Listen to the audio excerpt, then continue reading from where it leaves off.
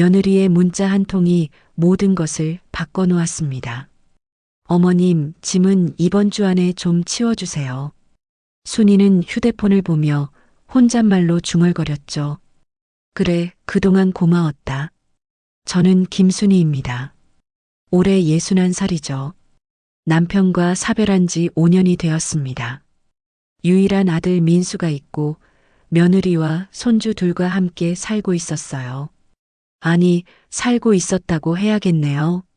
늦은 저녁 작은 아파트 거실에서 며느리의 메시지를 받았습니다.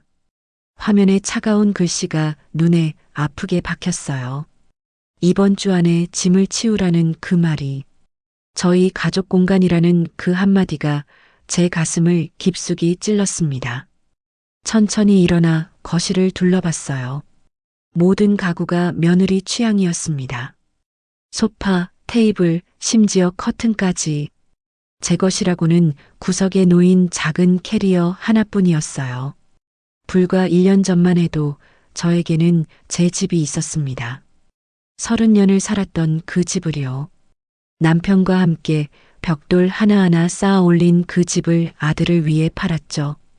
아들 민수가 말했었거든요. 어머니도 이제 편하게 사실 때가 됐다고. 며느리와 가까이 살면서 손주들도 더 자주 볼 수 있다고. 저는 그 말을 믿었어요. 집을 팔아서 받은 돈으로 며느리 명의의 이 아파트를 샀습니다. 등기까지 며느리 이름으로 넘겨주면서 저는 안심했죠. 이제 진짜 가족이 된 것 같다고 생각했거든요. 하지만 등기 이전이 끝나자마자 며느리의 태도는 싸늘하게 변했습니다. 예전에는 어머님, 어머님 하며 공손했던 며느리가 갑자기 차가워졌어요. 언제부터인지 저는 자신이 산 음식도 마음대로 먹지 못하게 됐어요. 냉장고를 열어 우유 한 팩을 꺼내다가 유통기한을 확인했죠. 이미 지났네요. 벽에 걸린 시계가 밤 11시를 가리켰습니다. 찬장을 열어 차 한 봉지를 꺼냈어요. 언제부터인지 밤에 잠이 오지 않았거든요. 뜨거운 차를 마시며 창밖을 바라봤습니다. 아파트 단지의 불빛들이 하나둘씩 꺼져가네요. 다른 집들은 모두 따뜻해 보이는데 제가 있는 이곳만 차갑게 느껴졌어요. 그때 현관문이 열리며 아들 민수가 들어왔습니다. 30대 후반, 피곤한 얼굴로 넥타이를 풀고 있었어요. 저는 휴대폰을 보여줬습니다. 민수는 화면을 보고는 고개를 돌렸네요. 한참 침묵이 흘렀어요. 민수는 어머니도 이해해달라고 말했습니다. 애들도 크고 공간도 좁다고요. 저는 쓸쓸하게 웃었습니다. 그래, 알겠다고. 엄마가 짐이 된 거라고. 민수는 다른 좋은 곳을 알아보겠다고 말했지만 저는 알고 있었어요. 요양원 말하는 거라는 걸. 제가 물었어요. 민수야, 엄마가 왜 그 집을 팔았는지 아니? 제 목소리가 떨렸습니다. 너희랑 더 가까이 살고 싶어서였다고. 손주들도 더 자주 보고 가족이 함께 있고 싶어서였다고. 30년을 살았던 집, 남편과 함께 만든 추억이 가득한 그 집을 아들을 믿고 팔았던 거죠. 하지만 이제 그 집도, 그 집을 팔아서 산 이 집도 모두 잃게 됐습니다. 민수는 할 말을 잃었어요. 저는 깊은 한숨을 내쉬었습니다. 내가 그동안 뭘 위해 살았나 싶다고. 남편이 돌아가신 후 혼자서 아들을 키웠던 세월. 온갖 고생을 다하면서도 아들만 바라보고 살았던 시간들. 아들이 결혼하고 손주가 생기면서 시댁 살림을 도맡아 했던 날들. 모든 희망을 아들에게 걸고 살았던 저에게 이 상황은 너무나 충격적이었어요. 민수는 소파에 주저앉으며 자신도 힘들다고 말했습니다. 회사 일도 어렵고 집안 살림도 빠듯하다고. 하지만 저에게는 그런 변명이 와닿지 않았어요. 그럼 처음부터 왜 그런 말을 했느냐고 제가 물었어요. 편하게 살라고, 가족이라고 말이에요. 저는 자리에서 일어나며 알겠다고 했습니다. 내가 나가겠다고. 그 밤 저는 잠을 이루지 못했습니다. 어디로 가야 할지, 무엇을 해야 할지 막막했거든요. 다음 날 아침 저는 작은 캐리어에 짐을 정리하기 시작했어요. 30년 살던 집의 모든 살림을 정리할 때도 힘들었지만 이번에는 더 참담했습니다. 가져갈 수 있는 건 정말 얼마 되지 않았어요. 옷 몇 벌, 화장품, 그리고 몇 장의 사진. 남편과 찍은 오래된 사진들과 아들 어릴 때 사진들이었죠. 사진첩을 넘기며 저는 남편과의 추억을 되새겼습니다. 여보, 내가 너무 순진했나 봐.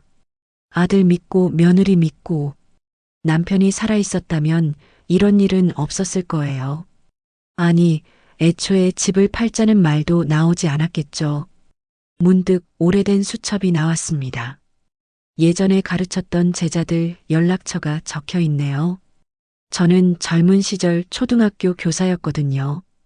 결혼하고 아이를 낳으면서 그만뒀지만 아이들을 가르치는 일을 정말 좋아했어요.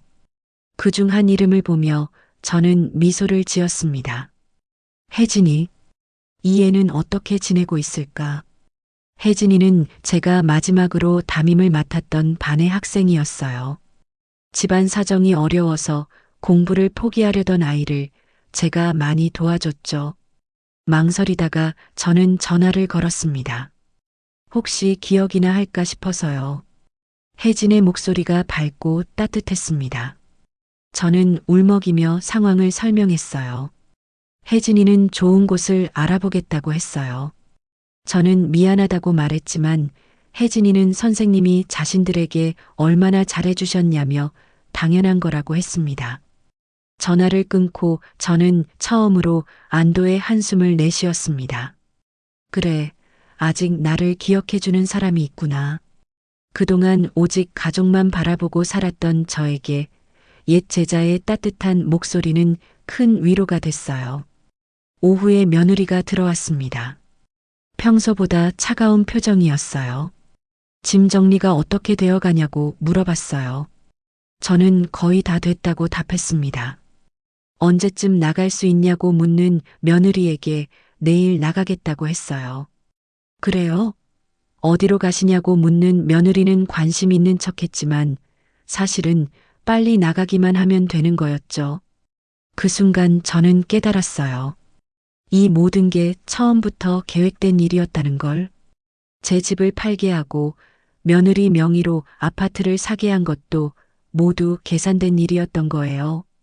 하지만 이제 와서 후회해봐야 소용없죠. 이미 모든 게 끝났으니까요. 그날 밤 저는 마지막으로 이 집에서 보내는 시간을 만끽했습니다. 내일이면 또 다른 곳으로 가야 하거든요. 혜진이가 문자를 보냈어요. 좋은 요양원을 알아봤다고, 내일 함께 가보자고. 저는 고맙다는 답장을 보냈습니다. 그래, 이제 새로 시작하는 거야. 저는 스스로를 다독이며 잠자리에 들었습니다. 하지만 잠은 쉽게 오지 않았어요. 다음 날 아침 혜진이가 차를 가지고 왔습니다. 30대 중반이 된 혜진은 이제 중학교 교사가 되어 있었어요. 반갑게 인사하며 이렇게까지 해줘서 고맙다고 했더니 혜진이는 당연한 거라고 했습니다. 혜진은 제 캐리어를 차에 실으며 요양원 한 곳을 알아봤다고 말했습니다. 일단 가보자고 했어요. 차 안에서 혜진은 제 안부를 물었어요. 하지만 저는 자세한 얘기를 하고 싶지 않았습니다. 너무 부끄럽고 창피했거든요. 혜진이는 알아본 곳이 시설도 좋고 사람들도 친절하다고 했어요. 하지만 요양원에 도착해서 상담을 받아보니 문제가 있었어요. 입소 비용이 만만치 않았거든요. 제가 가진 돈으로는 몇 달 버티기도 어려웠습니다. 혜진이는 죄송하다며 더 알아보겠다고 했어요. 저는 혜진이가 도와준 것만으로도 고맙다고 말했습니다. 결국 저는 당분간 찜질방에서 지내기로 했습니다. 혜진이 걱정하며 자신의 집에 오라고 했지만 저는 거절했어요. 더 이상 누구에게 폐를 끼치고 싶지 않았거든요. 찜질방의 여탕 휴게실. 저는 작은 공간에 자리를 잡았습니다. 이곳저곳에 비슷한 처지의 사람들이 많았어요. 집이 없어서, 갈 곳이 없어서 이곳에 머물고 있는 사람들. 첫날 밤은 잠을 이룰 수 없었습니다. 아무리 피곤해도 낯선 곳에서는 잠이 오지 않았어요. 주변에서 들리는 사람들의 코 고는 소리, 뒤척이는 소리가 귓가에 맴돌았습니다. 이틀째 되는 날 저는 근처 공원을 산책했어요. 할 일이 없으니까 시간이 너무 길게 느껴졌거든요. 공원 벤치에 앉아 사람들을 구경하며 하루를 보냈습니다. 그런데 우연히 옛날 동네 이웃을 만났어요. 정숙이 언니였어요. 여기서 뭐 하냐고, 아들네 집은 여기서 멀지 않냐고 물었어요. 저는 당황했습니다. 뭐라고 대답해야 할지 몰랐거든요. 그냥 산책하러 나왔다고 했지만 정숙이 언니는 왜 캐리어를 끌고 다니냐고 물었어요. 더 이상 숨길 수 없었어요. 저는 사실을 털어놨습니다. 정숙이는 그런 일이 있었냐며 너무 속상하셨겠다고 했어요. 정숙이는 저를 자신의 집으로 데려갔습니다. 며칠만이라도 있으라고 했어요. 저는 정말 고맙다고 말했습니다. 정숙이는 예전에 우리가 얼마나 서로 도우며 살았냐며 뭔 소리냐고 했어요. 정숙이네 집에서 사흘을 지냈습니다. 오랜만에 푹 잘 수 있었어요. 하지만 저는 오래 있을 수는 없다고 생각했습니다. 정숙이에게도 가족이 있으니까요. 내일 나가겠다고 했더니 정숙이는 왜냐며 더 있어도 된다고 했어요. 저는 이미 충분히 신세졌다고 말했습니다. 그럼 어디로 가냐고 묻는 정숙이에게 저는 답하지 못했어요. 정말 갈 곳이 없었거든요. 그날 밤 저는 혜진에게 다시 전화를 걸었습니다. 미안하지만 혹시 다른 곳도 알아봐 줄 수 있냐고 했어요. 혜진이는 사실 하나 더 알아본 곳이 있다고 했어요. 규모는 작지만 비용이 저렴한 곳이라고. 정말이냐고 물으니 내일 함께 가보자고 했습니다. 다음 날 혜진과 함께 작은 요양원을 방문했습니다. 시설은 크지 않았지만 깔끔하고 따뜻한 느낌이었어요. 원장님이 여기 계신 분들 대부분 비슷한 사연이라고 설명해 줬습니다. 가족 문제로 오신 분들이 많아서 서로 잘 통한다고 했어요. 저는 마음이 조금 놓였습니다. 저만 이런 처지가 아니라는 게 위로가 됐거든요. 비용도 감당할 만했어요. 당분간은 버틸 수 있을 것 같았습니다. 언제부터 들어올 수 있냐고 물으니 오늘이라도 가능하다고 했어요. 저는 망설이지 않고 결정했습니다. 그럼 오늘부터 부탁드리겠다고 했어요. 작은 요양원의 2인실. 저는 창가 쪽 침대를 배정받았습니다. 창밖으로 작은 정원이 보였어요. 룸메이트는 60대 후반의 박영자 할머니였습니다. 새로 오신 분이냐며 반갑게 인사해 주셨어요. 저는 김순이라고 자기소개를 했고 영자 할머니는 잘 부탁한다고 하셨습니다. 영자 할머니도 비슷한 사연이었어요. 아들 부부가 해외로 이민을 가면서 혼자 남게 됐다고 했습니다. 처음에는 서운했는데 이제는 괜찮다고 여기가 더 편하다고 하셨어요. 정말이냐고 물으니 눈치 볼 일도 없고 친구들도 있다고 하셨습니다. 첫날 저녁 식사 시간. 식당에서 다른 어르신들과 함께 밥을 먹었습니다. 새로 오신 분이라며 어서 오라고 모두들 따뜻하게 맞아줬어요. 저는 오랜만에 마음이 편안해졌습니다. 옆자리 할머니가 귀띔해줬습니다. 여기 계신 분들 대부분 가족 때문에 오셨다고. 그래서 서로 잘 이해하고 눈치 볼 것도 없다고 하셨어요. 다행이라고 생각했습니다. 식사 후에는 간단한 산책을 했습니다. 요양원 뒤편에 작은 공원이 있었어요. 영자 할머니가 안내해 주셨습니다. 여기서 매일 산책한다고, 날씨 좋은 날에는 더 멀리도 간다고 하셨어요. 공기도 좋고 조용하고 시내보다 훨씬 낫다고 하셨습니다. 저는 고개를 끄덕였어요. 정말 오랜만에 마음이 평온했거든요. 그날 밤 침대에 누워 창밖을 바라봤습니다. 별이 보였어요. 아파트에서는 볼 수 없었던 별들이 여기서 새로 시작하는 거야. 저는 스스로에게 다짐했습니다. 며칠이 지나면서 저는 요양원 생활에 적응해 갔어요. 아침 체조도 하고 다른 어르신들과 함께 TV도 보고 간단한 수공예도 배웠습니다. 어느 날 어르신 한 분이 제 손재주가 좋다고 하셨어요. 어릴 때 이런 거 많이 했다고 하니 그럼 우리한테 가르쳐 달라고 하셨습니다. 저는 다른 어르신들에게 뜨개질을 가르쳐 주기 시작했어요. 오랜만에 누군가를 가르치는 일이었습니다. 선생님이셨냐고, 그래서 가르치는 게 이렇게 자연스럽냐고 하셨어요. 어르신들이 저를 선생님이라고 불러주셨어요. 저는 기뻤습니다. 오랜만에 자신이 필요한 사람이라는 느낌을 받았거든요. 한 달이 지나면서 저는 완전히 요양원 생활에 적응했습니다. 규칙적인 생활, 친구들과의 대화, 간단한 취미 활동들이 저에게는 큰 위로가 됐어요. 영자 할머니와 산책하며 제가 말했습니다. 그동안 너무 무리했나 보다고, 혼자서 다 감당하려고 했다고, 가족을 위해서라고 생각했는데 결국 혼자만 손해본 것 같다고. 영자 할머니도 맞다고 하셨어요.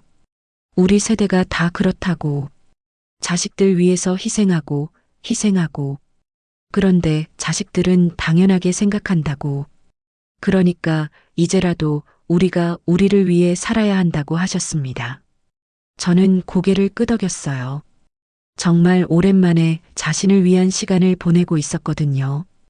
요양원에서 만난 친구들은 모두 비슷한 처지였어요. 자식들에게 버림받았거나 더 이상 환영받지 못하게 된 사람들.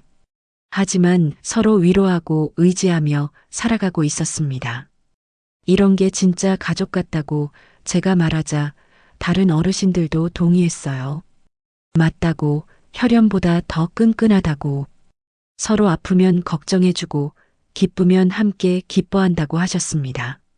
저는 처음으로 진정한 평화를 느꼈습니다. 아들에 대한 걱정도 며느리 눈치도 볼 필요 없는 이곳에서 말이죠. 하지만 그 평화는 오래가지 못했습니다. 한 달이 지난 어느 일요일 오후 저는 다른 어르신들과 함께 정원에서 차를 마시고 있었습니다. 요양원의 일요일은 항상 평화로웠어요. 방문객들이 와서 북적이는 다른 날과 달리 조용하고 한적했거든요. 간병사가 다가와서 면회객이 오셨다고 말했습니다. 저는 깜짝 놀랐어요. 누가 자신을 찾아올까 싶어서요. 로비로 나가보니 민수가 며느리와 함께 서 있었습니다. 둘 다 고개를 숙이고 있었어요. 왜 왔냐고 물으니 민수는 죄송하다며 정말 미안하다고 했어요. 목소리가 떨리고 있었습니다. 며느리도 어색하게 고개를 숙이며 자신들이 너무 심했다고 했어요. 이제 와서 무슨 소리냐고 저는 차갑게 말했습니다. 저는 팔짱을 끼고 서 있었어요. 한 달 전에 그 상처가 다시 떠올랐거든요. 민수가 사실은 이라며 말을 꺼내려다가 멈췄습니다. 뭔가 말하기 어려운 일이 있는 것 같았어요. 무슨 일이냐고 물으니 민수는 어려운 일이 생겼다고 했어요. 어려운 일이 뭐냐고 물으니 민수는 무릎을 꿇었습니다. 요양원 로비에서 갑자기 무릎을 꿇는 민수를 보고 다른 사람들이 쳐다봤어요. 민수는 사업이 망했다고 말했습니다. 뭐라고 하니 투자했던 사업이 완전히 망해서 빚만 남았다고 했어요. 저는 말을 잃었습니다. 회사도 그만두게 됐고 집도 넘어가게 됐다고 했어요. 며느리가 울먹이며 정말 죄송하다며 자신들이 너무 잘못했다고 말했습니다. 그래서 뭐냐고 저는 차갑게 물었습니다. 그래서 이제 또 엄마한테 의지하겠다는 거냐고. 민수는 어머니가 팔아주신 집 돈도 다 날렸다고 고백했습니다. 저는 현기증을 느꼈어요. 30년을 살았던 집을 팔아서 받은 그 돈까지 모두 잃었다는 거였어요. 얼마나 날렸냐고 물으니 전부 다 날렸다고 했어요. 저는 차갑게 웃었습니다. 그래서 이제 또 엄마한테 의지하겠다는 거냐고 물었어요. 민수는 제발 도와달라고 했고 며느리는 정말 죄송하다며 다시는 그런 일 없을 거라고 했어요. 너희가 나를 어떻게 대했는지 기억 안 나냐고 물으니 정말 죄송하다고만 했습니다. 저는 침묵했습니다. 한참 후에 입을 열었어요. 나한테 뭘 바라는 거냐고 물었습니다. 다시 함께 살 수 있을까요? 민수가 말했어요. 함께 살자고. 저는 믿을 수 없다는 표정을 지었습니다. 나를 짐짝 취급했으면서 이제 와서? 민수는 정말 잘못했다며 반성하고 있다고 했어요. 반성? 돈이 떨어지니까 반성하는 거지? 저는 냉정하게 말했습니다. 민수는 대답하지 못했습니다. 며느리가 눈물을 흘리며 자신들이 너무 못됐다며 용서해 달라고 했어요. 저는 그들을 바라봤습니다. 한 달 전 저를 내쫓을 때의 차가운 모습과는 너무 달랐어요. 민수야, 엄마가 질문 하나 할게. 제가 말했습니다. 내가 정말 엄마를 사랑하냐? 민수는 당연히 사랑한다고 했어요. 그럼 왜 엄마를 내쫓았냐고 물었습니다. 민수는 고개를 들지 못했어요. 돈이 있을 때는 짐이고 없으면 의지할 사람이냐고 제가 물었습니다. 그게 아니라고 민수가 말했지만 저는 단호하게 말했어요. 아니, 그게 맞다. 너희에게 나는 돈일 뿐이야. 며칠 후 저는 결정을 내렸습니다. 요양원 상담실에서 민수 부부와 마주 앉았습니다. 저는 며칠간 고민한 끝에 내린 결론을 말하려고 했어요. 민수야, 엄마가 답을 정했다고 제가 말했습니다. 사람이 꼭 돈이 없어야 불행한 건 아니야. 민수가 무슨 말씀이냐고 물었어요. 내가 그동안 못 본 게 아니라 안 본 거더라. 저는 단호한 목소리로 말했습니다. 너희가 나를 내쫓았을 때 나는 정말 죽고 싶었다고 했어요. 하지만 이제는 알겠다고, 내가 왜 이런 취급을 받았는지. 잘못했다며 정말 잘못했다고 민수가 말했지만 미안하다고 해서 해결되는 게 아니라고 했습니다. 나는 이제 여기서 편안하게 살 거야. 너희 걱정 없이. 다시는 내 앞에 나타나지 마라. 저는 단호하게 말했어요. 사실 저는 진짜 법적 조치를 취할 생각은 없었어요. 그저 그들이 더 이상 저를 괴롭히지 않기를 바랐을 뿐이었죠. 아들 부부가 떠난 후 저는 창밖을 바라봤습니다. 이제야 진짜 자유로워진 것 같다고 혼잣말했어요. 옆방 영자 할머니가 찾아왔습니다. 잘하셨다며 당당하게 살라고 하셨어요. 고맙다며 이제야 내 인생을 살 것 같다고 저는 말했습니다. 그로부터 석 달이 흘렀습니다. 저는 요양원에서 완전히 새로운 일상을 만들어가고 있었어요. 매일 아침 6시에 일어나 간단한 체조를 하고 7시에 아침 식사를 했습니다. 8시부터는 다른 어르신들과 함께 산책을 하거나 텃밭 가꾸기를 했어요. 어르신들이 오늘도 뜨개질을 가르쳐 달라고 하셨어요. 오늘은 모자 만드는 법을 알려드리겠다고 했습니다. 어르신들이 저를 선생님이라고 부르기 시작한 건 한 달 전부터였어요. 제가 교사였다는 걸 알고 나서부터 모든 분들이 존경하는 눈빛으로 저를 봐주셨거든요. 선생님 덕분에 할 일이 생겨서 좋다고, 시간도 빨리 가고 재미도 있다고 하셨어요. 저도 기뻤습니다. 오랜만에 누군가에게 도움이 되는 일을 하고 있다는 느낌이 들었거든요. 오후에는 주로 독서를 하거나 일기를 썼어요. 요양원 도서관에는 생각보다 책이 많았습니다. 젊었을 때 읽지 못했던 소설들을 하나씩 읽어나가는 재미가 쏠쏠했어요. 어르신 한 분이 무슨 책을 읽냐고 물으셨어요. 박완서 선생님 소설이라고, 참 재미있다고 했더니 자신도 읽어보겠다고 하셨습니다. 어르신들과 함께 독서 모임도 만들었습니다. 한 달에 한 번씩 같은 책을 읽고 이야기를 나누는 시간이었어요. 이 소설 주인공이 꼭 우리 같지 않냐고 자식들 뒷바라지하다가 홀로 남은 여자 얘기라고 하셨어요. 맞다며 그런데 결말이 희망적이어서 좋더라고 다른 분이 말씀하셨습니다. 이런 대화를 나누다 보면 시간 가는 줄 몰랐습니다. 저녁 식사 후에는 TV를 보거나 간단한 게임을 했어요. 요양원에서 준비한 프로그램들이 꽤 알찼거든요.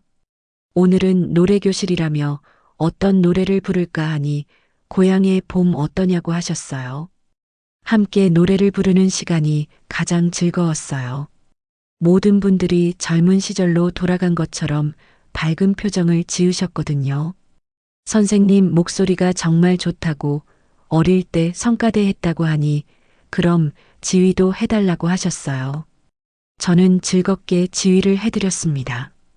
모든 분들이 행복해하는 모습을 보니 저도 덩달아 기뻤어요. 어느 토요일 오후 혜진이가 아이와 함께 찾아왔습니다. 반갑게 인사하며 이 예쁜 아이가 은서냐고 물었어요. 5살 된 은서는 제 손을 잡고 할머니 안녕하세요 하고 인사했습니다. 어머, 정말 예쁘네. 우리 은서라고 했어요. 혜진이가 준비해온 도시락을 펼쳤습니다. 선생님이 좋아하실 만한 반찬들로 준비했다고 했어요.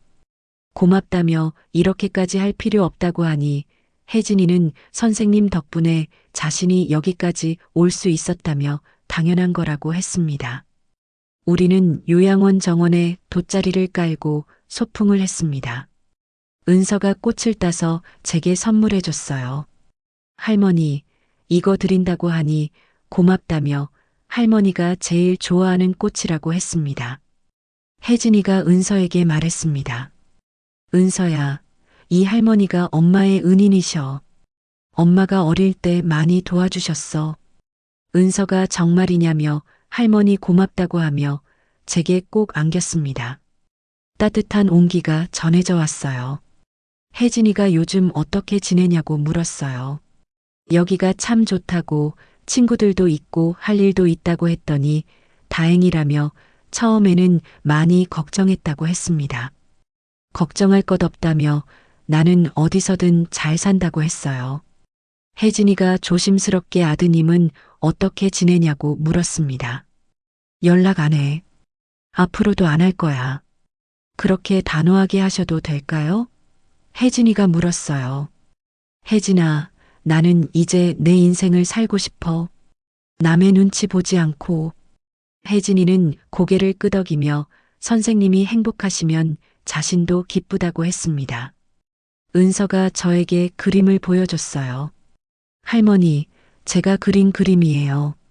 크레용으로 그린 그림 속에는 할머니와 손녀가 손을 잡고 있었습니다. 와, 정말 예쁘게 그렸네. 할머니가 소중히 간직할게. 진짜냐며 기뻐하는 은서가 너무 예뻤어요. 그날 저녁 혜진이 모녀가 돌아간 후 저는 은서가 그려준 그림을 벽에 붙였습니다. 침대에서 그 그림을 보니 마음이 따뜻해졌어요. 이런 게 진짜 가족이구나. 혈연으로 이어진 가족도 중요하지만 마음으로 이어진 가족이 더 소중하다는 걸 깨달았습니다. 계절이 바뀌어 가을이 왔습니다. 요양원 정원의 나무들이 노랗게 물들기 시작했어요. 선생님, 올해 단풍이 정말 예쁘다고 영자 할머니가 말씀하셨어요. 그러게. 작년에는 이런 걸 볼 여유가 없었는데 저는 생각했습니다. 작년 이맘때는 아들 집에서 눈치를 보며 살았었죠. 며느리 비위 맞추느라 손주들 돌보느라 정신이 없었어요. 그때는 왜 그렇게 바쁘게 살았을까요? 가족을 위해서라고 생각했으니까요. 정작 저는 행복하지 않았는데 말이에요. 영자 할머니도 맞다며 우리는 항상 다른 사람을 위해서만 살았다고 하셨어요. 이제는 달랐습니다. 아침에 일어나서 오늘 뭘 하고 싶지? 라고 생각할 수 있게 됐어요. 누군가의 눈치를 볼 필요도 비위를 맞출 필요도 없었죠. 1년이 지났습니다. 저는 요양원에서 완전히 정착했어요. 선생님, 1주년이네요. 어르신들이 작은 파티를 열어줬습니다. 우리 선생님 덕분에 여기가 더 밝아졌다고, 뜨개질도 배우고 책도 읽고 정말 좋다고 하셨어요. 저는 감동했습니다. 이런 분들이 제 진짜 가족이었어요. 저도 여러분 덕분에 행복하다고 말했습니다. 혜진이도 은서와 함께 축하하러 왔어요. 선생님, 1주년 축하해요. 은서가 저에게 색종이로 만든 작은 꽃다발을 줬습니다. 와, 정말 예쁘다. 고마워, 은서야. 그날 밤 창밖을 바라보며 저는 혼잣말을 했어요. 여보, 나 이제 정말 혼자서도 잘 살고 있어. 걱정하지 마. 2년째 되는 해봄이었습니다. 화창한 어느 날 오후 요양원으로 낯선 여성이 찾아왔어요. 김순희 선생님 계신가요? 네, 제가 순희입니다. 안녕하세요. 저는 변호사 이은주라고 합니다. 변호사라는 말에 저는 긴장했어요. 혹시 민수가 무슨 일을 벌인 건 아닐까 싶어서요. 무슨 일이냐고 물으니 사실 좋은 소식을 가져왔다고 했어요. 아드님께서 사기를 당하셨더라고요. 집을 판 돈으로 투자한 업체가 사기 업체였어요. 그래서 피해자들이 집단 소송을 했고 이번에 판결이 났습니다. 원금의 80%를 배상받을 수 있게 됐어요. 선생님 몫으로 2억 4천만 원 정도 됩니다. 저는 믿을 수 없었어요. 정말요? 네, 그런데 아드님이 이 돈을 자신이 받겠다고 주장하고 있어요. 하지만 원래 집 소유주는 선생님이셨고 억지로 팔게 된 것이니 선생님이 받으실 권리가 있습니다. 그날 저녁 저는 영자 할머니와 다른 어르신들에게 상황을 설명했어요. 자식이 부모 돈을 가로채려고? 말도 안 돼. 김할아버지가 화를 내셨어요. 순희 선생님, 그 돈은 당연히 선생님 것이에요. 다음 날 혜진이에게 전화를 걸었습니다. 당연히 받으셔야죠. 그게 선생님 것이에요. 그 돈으로 좋은 곳으로 이사도 가시고 은서랑 여행도 다니시고 그 말에 저는 마음이 움직였어요. 결국 저는 변호사를 통해 배상금을 받기로 했습니다. 민수는 마지막까지 반대했지만 법적으로는 제가 받을 권리가 있었어요. 돈을 받은 후 저는 요양원 어르신들과 회의를 했습니다. 여러분, 제가 좋은 제안이 하나 있어요. 이 돈으로 우리가 함께 살 수 있는 집을 사면 어떨까요? 어르신들의 눈이 반짝였습니다. 와, 정말 좋은 생각이네요. 혼자 사는 것보다 함께 사는 게 훨씬 좋죠. 모든 분들이 찬성했어요. 저희는 교회에 있는 작은 펜션을 샀습니다. 방이 6개나 되는 큰 집이었어요. 저희 6명이 살기에 딱 좋았죠. 새 집으로 이사한 지 한 달 후 혜진이와 은서가 놀러 왔어요. 와, 정말 멋진 집이에요. 은서가 넓은 마당을 뛰어다니며 좋아했습니다. 저희는 각자 역할을 나눠서 집안일을 했어요. 요리를 좋아하는 분은 주방을, 원예를 좋아하는 분은 정원을 담당했죠. 매일 아침 함께 산책을 하고 오후에는 각자 취미 활동을 했습니다. 이런 게 진짜 가족이네요. 맞아요. 혈연보다 더 끈끈해요. 3년이 흘렀습니다. 저희 6명의 공동체는 이제 지역에서도 유명해졌어요. 많은 사람들이 견학을 왔습니다. 우리도 이런 곳을 만들고 싶어요. 어떻게 시작하면 될까요? 저는 경험을 나눠드렸습니다. 가장 중요한 건 서로 배려하는 마음이에요. 그리고 각자의 자유를 존중하는 것. 강요하지 않고 눈치 주지 않고. 혜진이는 이제 아이 둘의 엄마가 됐습니다.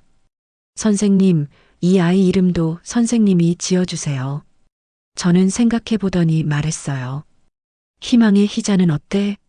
은희, 은희. 좋아요. 두 손녀를 얻은 기분이었습니다. 어느 날 민수에게서 연락이 왔습니다.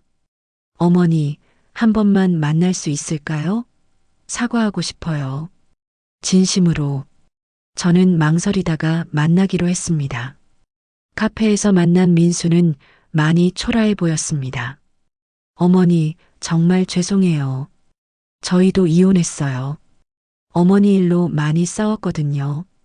결국 갈라섰어요. 민수야, 나는 너를 미워하지 않아. 하지만 예전으로 돌아갈 수는 없어. 나는 이제 내 가족이 있어. 진짜 가족 말이야. 가끔 안부 전화드려도 될까요? 그래, 가끔 전화해라. 하지만 부담 주지는 마라. 그렇게 저희는 헤어졌습니다. 원수도 아니고 가족도 아닌 그냥 아는 사이로. 이제 저는 70살이 됐습니다. 지팡이를 짚고 다니지만 여전히 건강해요. 저희 공동체는 이제 지역의 명물이 됐습니다. 견학 오는 사람들이 끊이지 않아요. 비결은 없어요. 그냥 서로 사랑하는 거죠. 가족 사랑만이 사랑이 아니에요. 이웃 사랑, 친구 사랑도 있잖아요. 혜진이는 이제 교장 선생님이 됐어요. 은서는 중학생, 은희는 초등학생이 됐습니다. 할머니, 저 영어 잘해요. 할머니, 저는 그림 그리기 1등이에요. 두 손녀가 자랑하는 모습을 보면 할머니가 된 기분이에요. 지금 저는 제 이야기를 들려드리고 있습니다. 혼자가 된 어머니의 이야기를요. 처음에는 정말 절망적이었어요. 믿었던 가족에게 버림받았으니까요. 갈 곳도 없고 의지할 사람도 없었죠. 하지만 포기하지 않았어요. 새로운 가족을 만들었고 새로운 행복을 찾았습니다. 혈연으로 이어진 가족도 소중하지만 마음으로 이어진 가족도 얼마나 소중한지 알게 됐어요. 지금 저처럼 어려운 상황에 있는 분들에게 말하고 싶어요. 절대 포기하지 마세요. 인생은 언제든 다시 시작할 수 있어요. 나이가 많다고 혼자라고 해서 행복할 수 없는 건 아니에요. 오히려 이제야 진짜 자유로운 인생을 살 수 있는 거예요. 다른 사람 눈치 보지 말고 내가 하고 싶은 대로 사세요. 내가 만나고 싶은 사람들과 만나고 내가 하고 싶은 일을 하세요. 그러면 분명 행복이 찾아올 거예요. 저처럼 말이에요. 지금도 저는 행복합니다. 매일 아침 눈을 뜨면 감사해요. 오늘도 사랑하는 사람들과 함께 할 수 있어서, 오늘도 누군가에게 도움이 될 수 있어서, 인생은 정말 예측할 수 없어요. 믿었던 사람에게 배신당하기도 하지만 예상치 못한 곳에서 진짜 가족을 만나기도 하죠. 30년 전 제자가 은인이 되어 돌아오기도 하고 낯선 사람들이 진짜 가족이 되기도 해요. 그래서 인생은 끝까지 살아봐야 하는 것 같아요. 어떤 일이 일어날지 모르니까요. 지금 이 순간에도 어딘가에서는 저처럼 힘든 시간을 보내는 분들이 계실 거예요. 그분들에게 이 이야기가 작은 희망이 됐으면 좋겠어요. 혼자라고 해서 외로운 건 아니에요. 버림받았다고 해서 인생이 끝나는 건 아니에요. 오히려 새로운 시작일 수 있어요. 저처럼 말이에요. 오늘도 저는 사랑하는 사람들과 함께 저녁을 먹고 함께 웃으며 하루를 마무리할 거예요. 그리고 내일 아침에도 감사한 마음으로 하루를 시작할 거예요. 이것이 진짜 행복이라고 생각해요. 여러분도 모두 이런 행복을 찾으시길 바랍니다. 저의 이야기를 끝까지 들어주셔서 감사합니다. 여러분의 가정에 평안과 행복이 함께 하시길 기원합니다. 구독 부탁드립니다. 감사합니다.